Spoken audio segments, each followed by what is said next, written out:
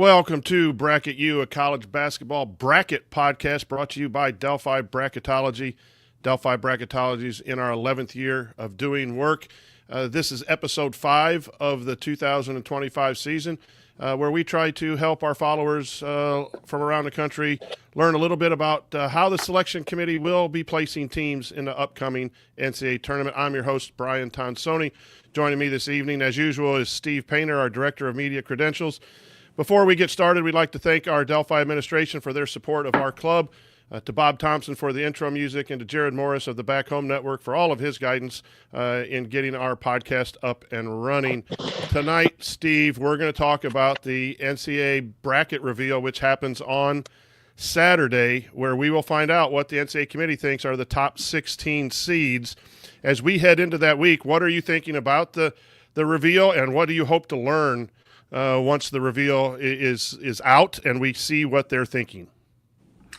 Well, I think the first thing is always you're just kind of curious to see where you stand.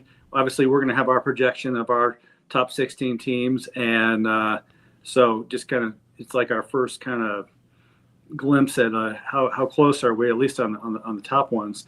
But then we really dive into, like, are there any changes on the metrics that they're, if there's a surprise team that's higher than we think, we can dive into why. What is it on their resume that maybe we overlooked? Maybe that's something that this year's committee is going to put a little more emphasis on, and vice versa. If we have a team and the committee's got them out or lower, we can see maybe just why. Kind of try to get in their heads. I think as we go through our top 4 seeds heading in, and we can change that tomorrow. We were out of school and didn't have a chance to meet with our committee today, so we kind of were texting back and forth some of the key decisions. There are some defining principles. Is it big wins? Kentucky is a little bit higher than other teams. Is it metrics? Then you have some other teams like Wisconsin who have really good metrics that are higher, but maybe not the quality of wins. So this might be one of the reveals where there is a couple pieces of information to let us get into the insight of the 12, I believe, right, committee members on the selection committee. And so that'll come out 12:30 on Saturday. CBS is covering that. We'll be watching. We'll put out a report afterwards, and it is a chance to see where we're at. So, Steve, let's get right into it.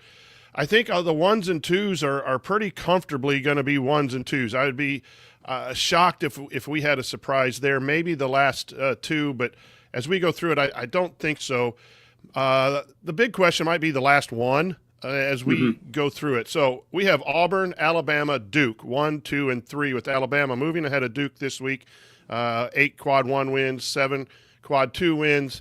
And then we have Florida as a new number 1 over Tennessee, 21 and 3 overall. They're the team that's new. They're the team that if the committee sees something that we don't see, that'll be where we miss. As you look at this, how comfortable do you feel that we have the right top 4 teams heading into Saturday? I feel pretty good. We've always felt pretty good. It seems like we've had kind of the top 4 for a while. But then this week we've moved Florida up and Tennessee down. But I think it's really justified. Florida is on a real run right now, and won 6 of 7, and they're in obviously the top conference. And Tennessee has lost 3 of 6, so I feel pretty good that Florida has earned their spot to the 1 seed. Yeah, and we had Iowa State there for quite a while as well, and they've fallen. That might be a team right now as we talk about the next seed line that might move up a little bit where we have them. But I feel pretty comfortable you're going to see those 4 teams come Saturday. Again, if we miss, it's going to be on that Florida. And really, do you think Houston, who's on our 2 seed line, would be a surprise 1 seed Saturday or not? I personally, I don't think so, but you never know. I mean, Houston has obviously done well the past few years. They've, just on history, they're a top team. Resume-wise, I mean, yeah, they would probably be, I would say, Houston or Texas A&M might have an argument too. I'd be surprised. I feel pretty strong about Florida, but I hope we're right, but you never know. I think Houston's a 2. Here's the reason I throw Houston out. Their net is 3. Their average quality of play metrics, that's the offense and defensive efficiency metrics, is that their average is 2. Number 1 in Torvik, number 3 in Ken Palm, number 2 in BPI, number 3 in the net. And there is some conversation that you get in on your resume and then you get seated based on your quality of metrics. And so I believe Houston is a 2. How high a 2, that we can discuss here coming up. But if I were to guess, Steve, if we are shocked that Florida is not that last one, I would say it's going to be Houston more so than Tennessee, who's lost those 3 out of 6, as you mentioned, and then Texas A&M, who I think has really good quality wins, but their metrics are a little bit higher than Houston's. So I think we're right. I believe in what we do, but again, it's different than the committee. So our 2 seeds, Tennessee has fallen to the 2 seed line, A&M, Houston, and Purdue. I think, Steve, as I look at this, Houston may be a team that moves a little bit higher and maybe be up to the 5 seed line if we wanted to do that before Friday. But really all we need to do is have the teams on the right seed line. We don't have to have them exactly correct. Mm-hmm. But this is pretty solid. Purdue losing to Michigan does not drop them down, I don't believe, with 14 quad 1 and 2 wins. So as you look at the 2 seed line, do you think it's pretty set? And if there is a team that falls, which team do you think would fall out of this 2 seed range?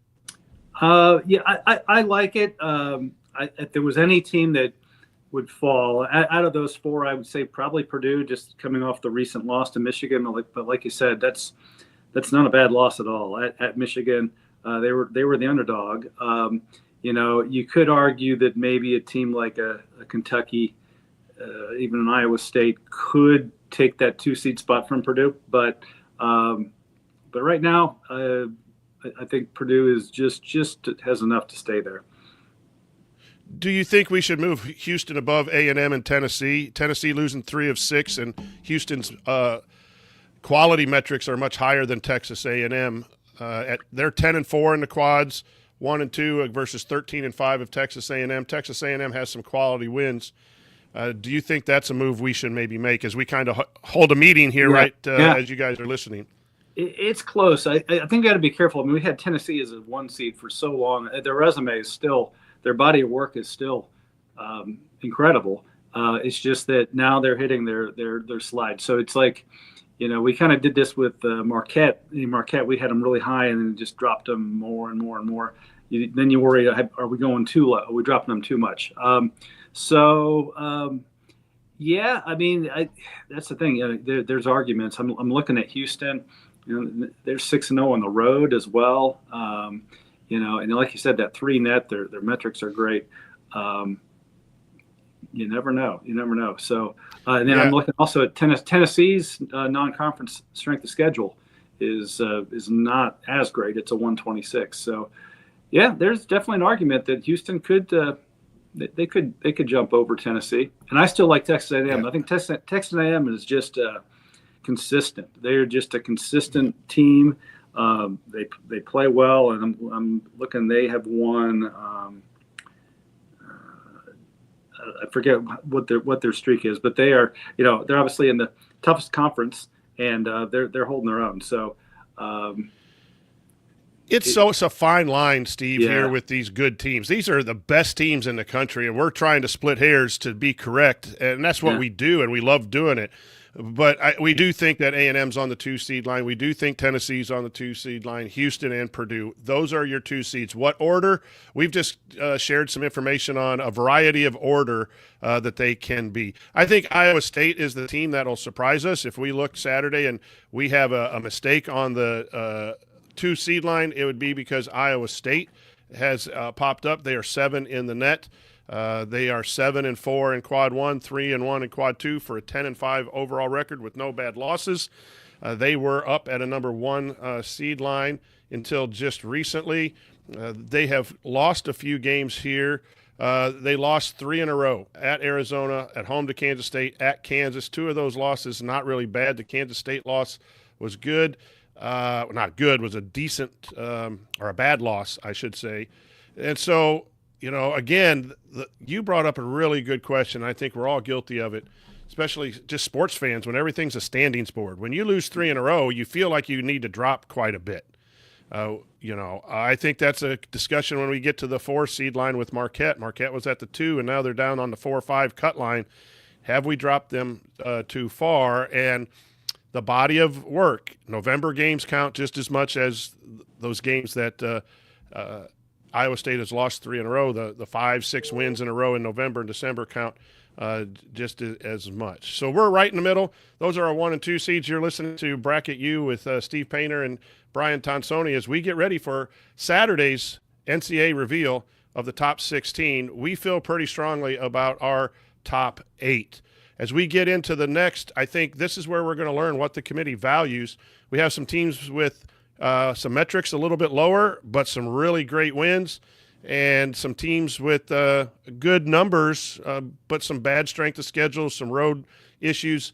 All of that in the next 8 to 12 teams really is interesting. And Steve and I and our other teacher, Dave Gilbert, we were texting back and forth as we had an e-learning day today of trying to figure out just the right order. But here we go. Third line is Iowa State, Kentucky, which has beaten Tennessee twice, which is why they are on the 3 seed line, Arizona and Texas Tech. And Steve, we feel pretty comfortable about Iowa State and Kentucky, I believe, on the 3 seed line. Where we are quite indecisive is Arizona, Texas Tech, when you have Kansas, St. John's, Michigan, Wisconsin right behind them. Here's where the resumes get really tight and what we're going to try to see Saturday.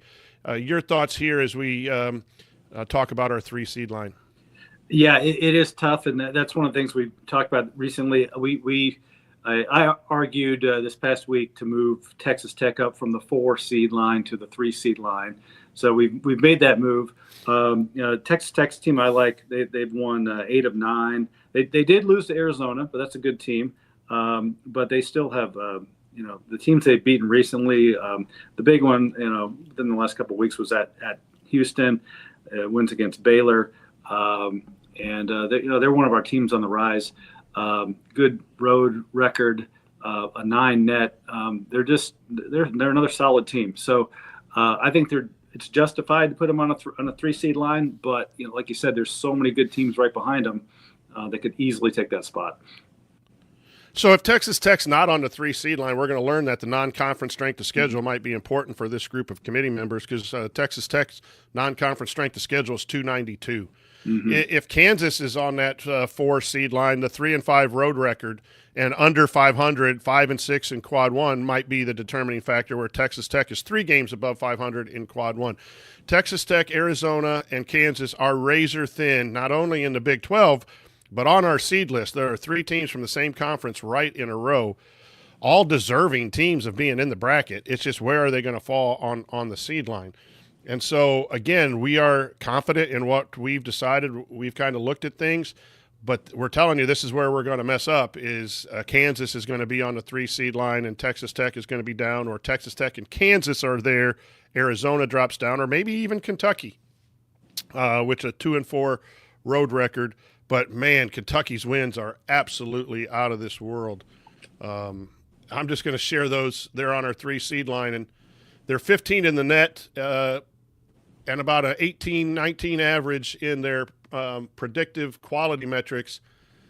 They've beaten Duke on a neutral. They've beaten Florida at home, swept Tennessee. So that is 4 top 5 wins. They've beaten Texas A&M 13. They've beaten Gonzaga 14. Mississippi State, who's a tournament team, as a 7 seed on the road at 30. Louisville, a tournament team, at 27 at home. With their worst loss is at home to Arkansas when Cal came back to Rupp Arena. I don't care what the metrics say, Steve. That's a resume that, man, maybe even can be looked upon a little bit higher. I think the Wildcats are definitely on that 3 seed line. If we make a mistake about Kentucky, it might be that they're up a little bit higher. Yeah, it could be our 4 seed line. Go ahead. Oh no! I just agreed with you that. Yeah, I could. It wouldn't shock me to see if they could be one of those surprise teams that, maybe takes Purdue's spot at the 2 seed. So we've talked about this on a variety of shows too, and I'm at the point now where everyone talks about the average metrics and this and this, and I think that is very valuable. And I've even looked at that a little bit more than normal, Steve, this year, the predictive metrics and the resume metrics to try to get a ballpark. But then for me, I think it comes down to if you're in that ballpark and I'm comparing these 3 or 4 teams and you have a bunch of quality wins against tournament teams, I'm going to move you up. I just think it's who you win and where you win matters much more than mathematical formulas. And I think that's why Wisconsin, to me, has been – I've had them as a 3 seed. Now they're down to the 4 or 5 seed because they don't have nearly as many wins as Kentucky does. The big question is opportunities. How do you even it out with conferences having different numbers of opportunities? But you cannot look at Kentucky's resume and not think that they're capable of beating anyone in the NCAA tournament on a given tournament day. All right, our 4 seeds, Kansas, St. John's, Michigan, Wisconsin. Let's add Ole Miss and Marquette because those were the 6 teams we were really discussing for the 4 seed line. St. John's and Michigan have a blue mark on our spreadsheet, which means they're conference leaders right now. And while that's not a conference standings, not really an official thing, I do think people get credit for winning the conference tournament and get credit for winning the regular season, even despite the unequal conference scheduling that goes on with these mega conferences. It's still quite an accomplishment to be atop of a major conference. We've talked a little bit about Kansas. St. John's is interesting because their metrics at net of 22 and their quality metrics aren't as high, or their quality metrics are good, but they're 3 and 4 in quad 1, which is not very good. Michigan, Wisconsin, Ole Miss, and Marquette. Tough decisions today. You sent me yours. Share with our viewers your reasoning on your 4 and where we might end up here on the 4 seed line. Yeah, this morning we were really comparing Ole Miss, Michigan, Marquette, and Wisconsin, and we kind of did like a little roundabout vote. And I looked at basically 6 metrics. I looked at the quad 1 record, the quality wins, road record, strength of schedule. Looked at their wins against the bubble, which is something we're paying more attention to now, and then just their overall predictive metrics. And so I kind of ranked. I saw just what the numbers showed, kind of put them into a ranking of, on each category, and then totaled it up, and it was like almost a tie. It was like 1 point apiece for all of them. So really tough. I'd say out of those 4, I think we agreed Marquette was slightly below the others. But yeah, I personally put Wisconsin there. The only thing that's hurting them is maybe not as strong of big wins, but as far as the quad 1, quad 2 that they do have, I believe it was 12 and 5 combined 12 quad 1, quad 2. Strength of schedule is good, and 11 wins against the bubble. And good predictive metrics that were just slightly better than the other guys. So I even though Michigan did beat Wisconsin on their own court, I put Wisconsin just a smidge above. Yeah, and it's interesting now, all these metrics being on the team sheet. And if you do use the metrics, Wisconsin average resume is 11 and average quality is 15.3. Michigan is 10.7, a little better on the resume, but a 22. Marquette is a 16.7 on the resume and 24.7. So Wisconsin's ahead of all of those teams. And then St. John's has a 16 resume and a 20.3. So Wisconsin is above on the averages of the resume and quality metrics of every team except Michigan and just slightly on the resume. The question will be, and this is where we're going to learn, is quality wins, which if it is quality wins is important to break these ties where they're really close, I think Wisconsin loses out. Wisconsin has one quad 1A win, that is against 10 Arizona. They only have 3 wins against teams in the field.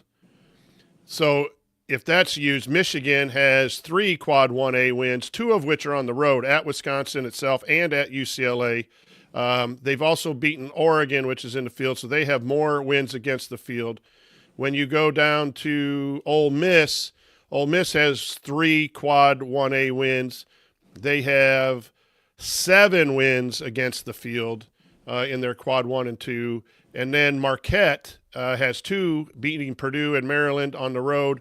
They have 5 wins against. So if Wisconsin is in this reveal on Saturday, I'm going to really come back and say the metrics matter because the metrics prove that Wisconsin is the better of these 4 teams. If it comes down to the metrics get you in an area, and then you're going to look at who wins and the quality of wins and wins against tournament teams.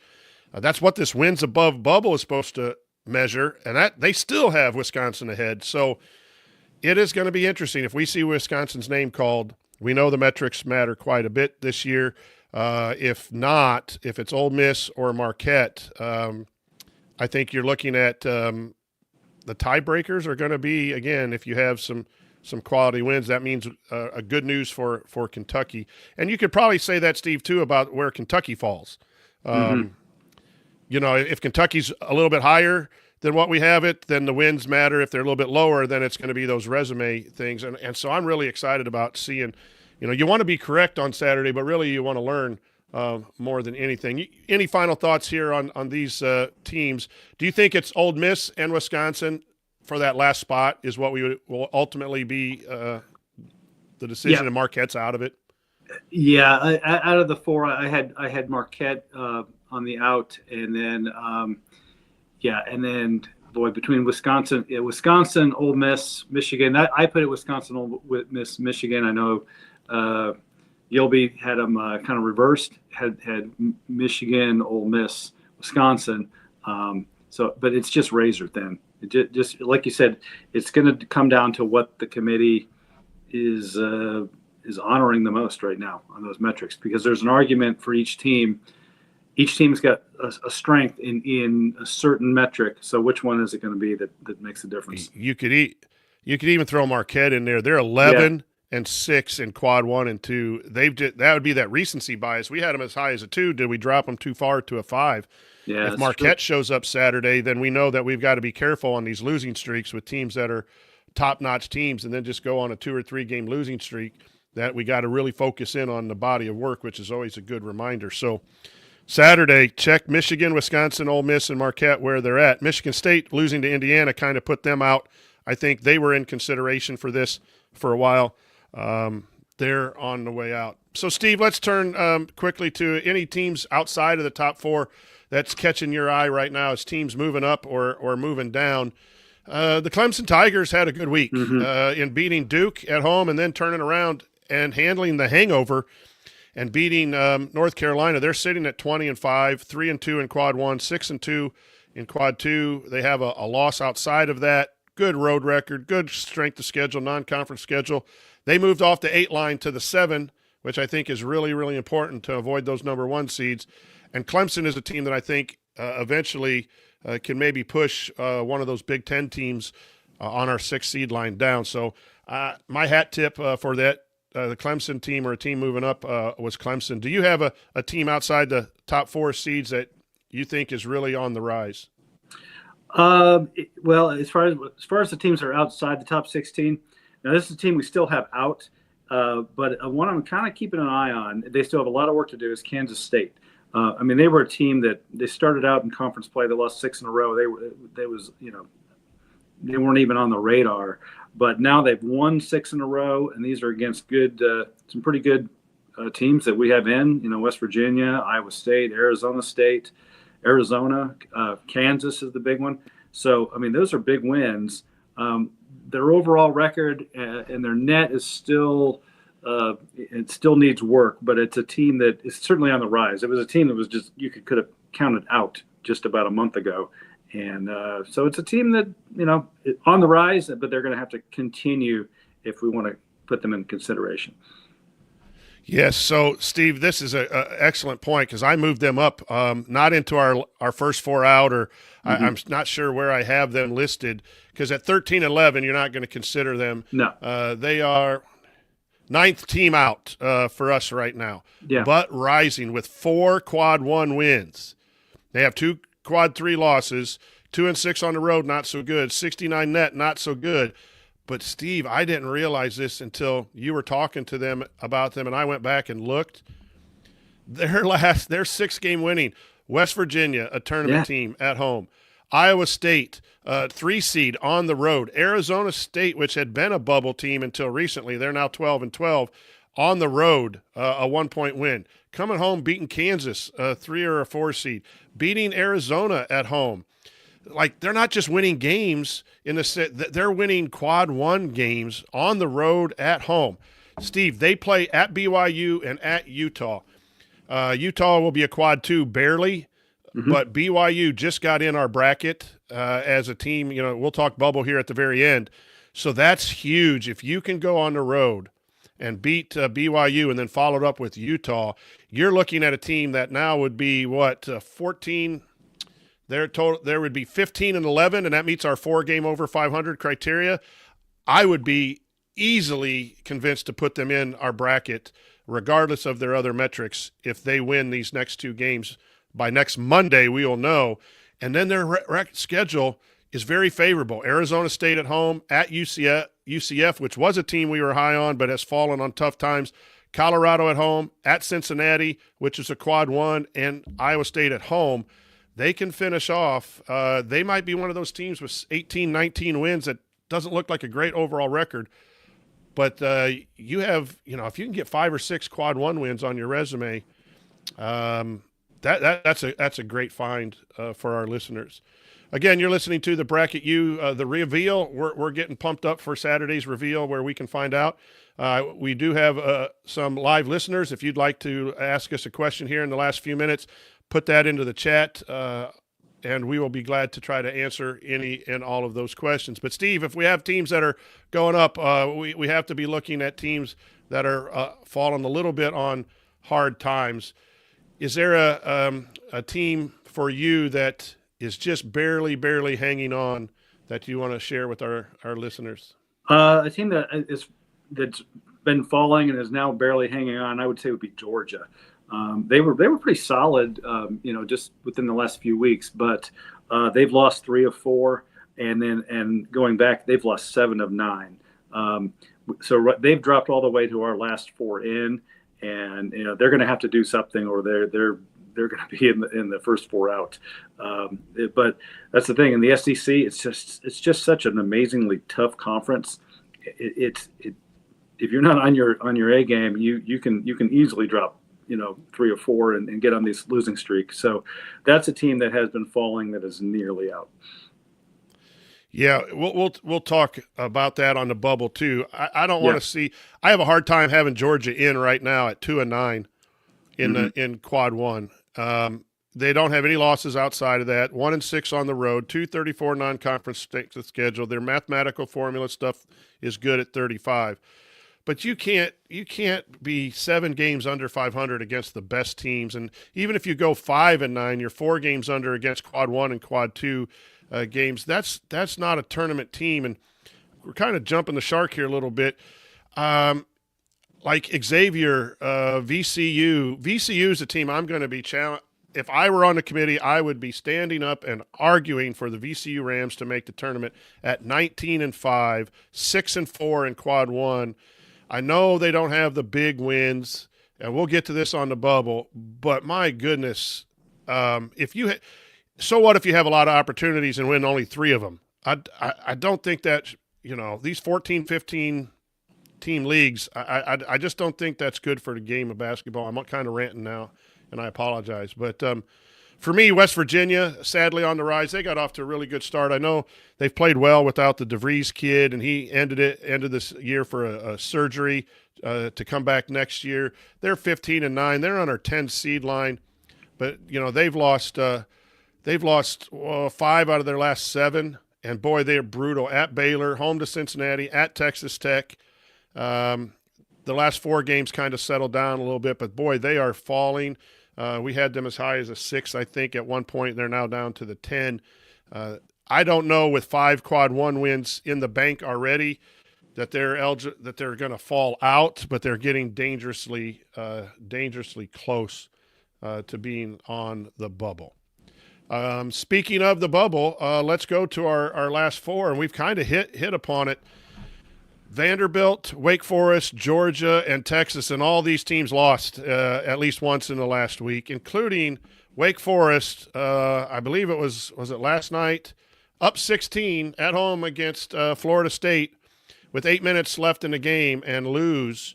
Those are the kind of losses that are just devastating. That puts a quad 3 loss on their resume, and at 1-6 in quad 1 and 5-0 in quad 2, they are barely hanging on. And if there was anyone, Steve, outside the bubble that was really any good, I think there are 3 teams, Wake Forest, Georgia, and Texas, that I could easily drop out. Your thoughts about the Vanderbilt, Wake Forest? You've already mentioned Georgia and Texas, these teams on the bubble. Yeah, I agree. In addition to Georgia, Wake Forest is another team that's, on thin ice. Another thing I don't like about them is their net. It's a 67 net. So that's kind of pushing it as far as, historically, teams in the high 60s, 70s usually don't make it in. They have occasionally, but that's not a good thing for the committee. And like you said, only Wake Forest one quad 1 win. They're a team that has been dropping and is dangerously close to being out. Wake Forest had just gone on the road out to the West Coast, now part of the ACC. Go figure that out. And had won 2 games. They were quad 2 games, but it prevented them from having a bad loss at Stanford, at California. They handled that very well. And then they come home and blow that lead. They now go to SMU, and really the winner of that game, I think, is most likely to maybe be in, although SMU is just outside of our bracket and has 0 quad 1 wins. So the bubble to me is extremely weak. And you get those commentaries every year, and I don't know that it's really fair to say that, but you have to have 68 teams in. And I wish I could attribute this to the person who tweeted this out, but this year's a prime example why you don't expand the field. We honestly, we have 3 teams. I think Vanderbilt still deserves in, despite their non-conference strength of schedule. I think they've got some good wins on their resume, but I easily could do without Wake Forest, Georgia, Texas. And when I look at the first 4 out, SMU, Xavier, VCU, Arkansas, Indiana, San Francisco, Cincinnati, there's a few on there that catch my eye, but some of those are just volume teams that they got, 3 in Indiana, 3-10. Everyone getting excited because they just beat Michigan State. I don't see them as a tournament team, and I'm an Indiana fan. But anyway, yeah, those 3, Wake Forest, Georgia, and Texas, we could argue should be out, and I would not have any problem. But if you take someone out, you got to put someone in. 37 SMU is our first team out at 19-5, 0-4 in quad 1, 5-1 in quad 2. Xavier is next at 54 in the net, 1-8 in quad 1. VCU 1-1, 5-3. Arkansas 3-7 in quad 1. Indiana 3-10 in quad 1. San Francisco 1-4. Cincinnati 1-7. North Carolina 1-10. And here are your Kansas State Wildcats, the 9th team out, 4-5 in quad 1. There's not much there. A few of those teams, SMU, Xavier, VCU, have a high number of wins. Cincinnati, North Carolina have 5 or more wins in quad 2. You could argue that balances it out. But, Steve, I don't see much there. Am I missing something? No. I mean, the opportunity is there for all those teams. It's not the prettiest looking group of teams. All those teams in our first 8 that are out, between 1 and 3 quad 1 wins, and then you get down to Kansas State at 4. I'd say every single one of those has got some work to do. The one thing I'm going to be real curious to see on Selection Sunday is the SEC. You look at our last 4 in, 3 of the last 4 are SEC, and then we got another SEC team just sitting on the bubble in Arkansas. What's going to happen? Are they going to pay attention to the conference and make some cuts there to allow a team like a VCU in? It's going to be interesting. I know they're not supposed to really pay attention to the conference. They're supposed to look at the body of work, but there's just so many SEC teams. It'll be really interesting to see who makes it in and then who doesn't. I'm going to go back here real quick because I agree with you 100% on that. Last year, it was Colorado, Virginia, Colorado State, Boise State. They had two Mountain West teams in the first four. They played the other teams. They split them up so they didn't have to play each other. So Colorado got in.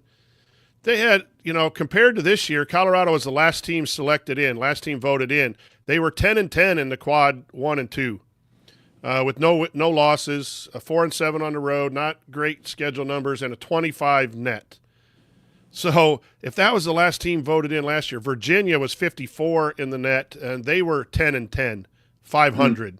2-7. There's your under 500 on that. They were voted in. I still think, I'm still Indiana State hurt. But it looks like you have to be closer, just 2 or 3 games under 500 overall in quad 1 and 2 to be selected. And I don't know that kind of puts SMU at 5-5 and Xavier 7-10. VCU is 6-4. In those combined, Arkansas 4-9, Indiana 6-10, Kansas State 6-9. Those are the teams I think we got to watch. But you're a mid-major guy. Get a hold of that committee and tell them to put VCU in if they don't win the tournament. Yep, I think that's going to be there's always going to be a storyline on the mid-majors that are just waiting there, on the edge. And I think I can see VCU's been on that position before, and they could very well be there again, as well as a team like a Drake. Drake's obviously, if they win the conference tournament, they're in. But if they don't, that's another team that, as far as looking at putting in a mid-major, that's another one that we'll have to keep an eye on if they don't make it through the tournament.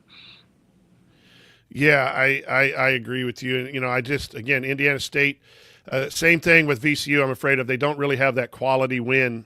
They have a win if Dayton stays above 75. They have a quad 1 win, which Indiana State, I don't know. But you brought up, again, win the conference tournament, right? What happens if there are surprise teams winning? That would do well this year and maybe knock out some of those teams that we feel are not as deserving. But, does Drake get in at 21-2? I would say yes. Their net is 56.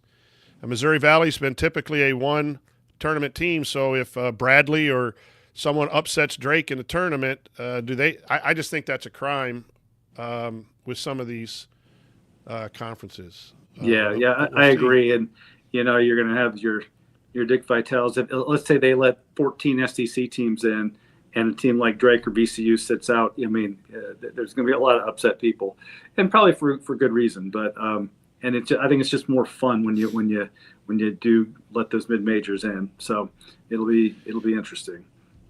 And one of the things that we got to be careful, the tourney doesn't solidify that the committee did the right job or didn't do the right job, but Seton Hall and Indiana State were the second and third teams out, and they met in the championship of the NIT. Mm-hmm. So I forget who won in the first round, but I think those two teams did prove that they should have been in serious consideration. And someone's got to lose in those first 4 games. That doesn't mean those teams didn't deserve to be in. It's just a real fine line. Mm-hmm. But here we are now, time for our last call question. I didn't get this to you, so I'm going to throw it to you on the fly. The idea of bad losses, quad 3 and quad 4 losses, how damaging do you think that is to a resume? Is it damaging for selection, or is it damaging for seeding? Or if you just have a blip on there, but you have the other stuff is okay, do you kind of look away from it? What would you do if you were a committee member with bad losses, those quad 3 or quad 4 losses? I used to think that was like a quad 3, quad 4 loss was a kiss of death, and but I think historically it's not. It hasn't been as harmful as you might think. So certainly it's not a good thing. But I think if you have one bad loss, I don't think the committee is really going to punish you. But I think if you rack up multiple ones, then that's when it really starts to make a difference that could bump you down some seed lines or eventually knock you out of the tournament. I agree. If anything, it's a seeding issue, and you're tied with someone right above, and we're moving you from the 9 to the 8 seed line. Mm-hmm. If it's really tight, you could say someone didn't have one and someone did. But I think they're less important than what I have thought in the past. So I'm in agreement with you there. Mm-hmm. You want to avoid them, and a bad loss when you're on the bubble is worse. If Michigan or someone has an outlier and loses now and they're a 4 or 5 seed, I don't think that really crushes them. But Wake Forest losing to Florida State with a 16-point lead late, when they need all the help they can get to separate themselves from the other bad teams on the bubble, they sure that is a bad loss that matters. So I think it depends too on where you're at in the bracket. Steve, any final thoughts here as we wrap up this episode before we go to the reveal on Saturday? Not really. One team that I wanted to talk about, but we just didn't get to, was Michigan State. That's just another team that just went from just solid, top in the top 4 seeds, and then they've lost 3 or 4, and it hasn't hurt my feelings because it's helped. They're kind of staying with Purdue, but that's another team to keep an eye on. They were playing so well, but they've losing 3 out of 4, and really not to the greatest teams either. Losing to IU at home, and then losing to a US. They lost both their road trip games at USC and UCLA. Another team that I'm keeping an eye on. Yeah, and so a lot of things were talked about today. How much does a team drop when they lose 3 out of 4 or whatever? You got Michigan State, Marquette, Iowa State have all been in that. It, again, depends where you're at in the bracket. How important are the quality of wins versus the mathematical quality efficiency and resume efficiency numbers that are on the team sheet? I think those are the things when you watch at 12:30 on Saturday. If you're really into this, come back. We'll talk a lot about this and what we learned. But those are the lessons that we're looking for. It was really good discussion, Steve. Appreciate having you on. But that's going to do it for this episode of Bracket U. Check out our work. We'll have a bracket out, seed list and bracket out tomorrow at our website, DelphiBracketology.com. Follow us and ask us any questions at Delphi Brackets as games happen. We'll try to get back to you. I'm covering 3 games in 3 days. I'll be at Indiana for UCLA, Indiana. I'll be at Michigan State, Illinois, and be at to get my eyes on Louisville and see how they look on Sunday. We'll be back with our ISC show on Tuesday, or it comes out on Wednesday afternoons, and then back again with you next Thursday to talk to you all about the NCAA reveal. Check out our donation page if you wish. We have some big pizza parties, and we buy some gear for our guys if you like to do that. But for Steve Painter, I'm Brian Tonsoni. Until next week, happy hoop watching.